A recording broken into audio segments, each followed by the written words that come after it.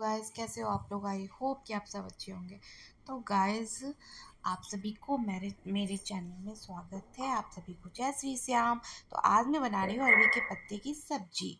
आप देखो, पहले मैंने वन बाय वन उसके ऊपर डाल के अब बेसन से लपेट कर दिया, उसके बाद कट कर लिया।